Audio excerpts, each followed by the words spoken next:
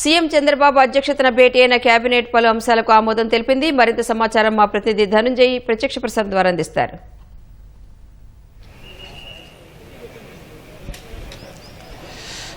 Thank you. మొత్తానికి కొన్ని కీలకమైనటువంటి అంశాలపైన రాష్ట్ర కేబినెట్ ఇవాళ చర్చించింది. కొద్దిసేపటి క్రితం ఈ కేబినెట్ సమావేశం కూడా ముగిసింది. అజెండా అంశాలన్నీ పూర్తి కావడంతో కేబినెట్ సమావేశం ముగిసిందని చెప్పాలి.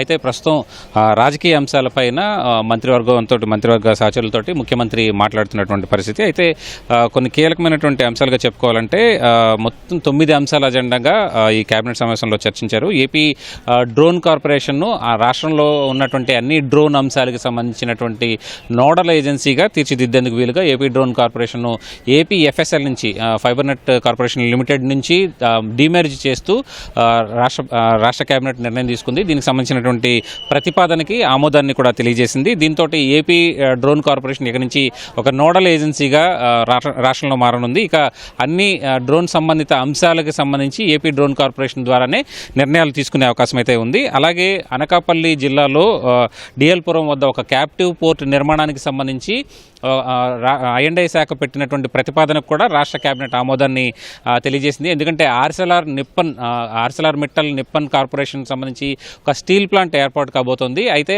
ఆ సంస్థకి సంబంధించి ఉత్పత్తులు ఎగుమతులు చేయడంతో పాటు అలాగే ఐరన్ ఓర్ లాంటి ఉత్పత్తుల్ని దిగుమతి చేసుకునేందుకు వీలుగా అక్కడ దీనికి సంబంధించినటువంటి అంశం పైన వాళ్ళకి క్యాప్టివ్ పోర్ట్ అవసరమని ప్రతిపాదించారు. దీనికి సంబంధించినటువంటి ప్రతిపాదనని ఐఎండ్ఐ శాఖ చేసినటువంటి ప్రతిపాదనకి రాష్ట్ర కేబినెట్ ఆమోదాన్ని తెలియజేసింది.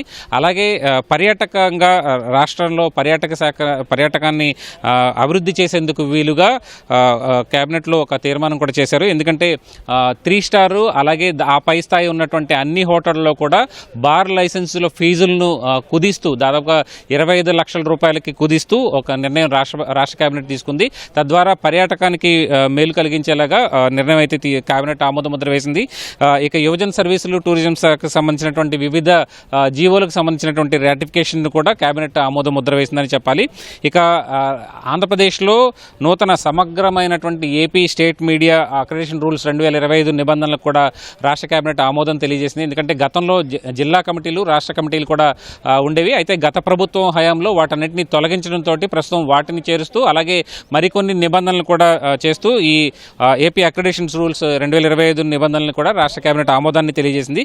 ఇక Nagarjuna Sagar left branch canal retaining wall నిర్మాణానికి సంబంధించినటువంటి ప్రతిపాదనలకు కూడా రాష్ట్ర కేబినెట్ ఆమోదాన్ని తెలియజేసింది. ఇక జలవనరుల అభివృద్ధి శాఖకు సంబంధించినటువంటి పూర్తిగా రాష్ట్ర ప్రభుత్వ యాజమాన్య హక్కులు కలిగి ఉండేలాగా జలహారతి కార్పొరేషన్ పేరిట ఒక కార్పొరేషన్ ఏర్పాటుకు సంబంధించినటువంటి నిర్ణయాన్ని కూడా రాష్ట్ర కేబినెట్ తీసుకుంది.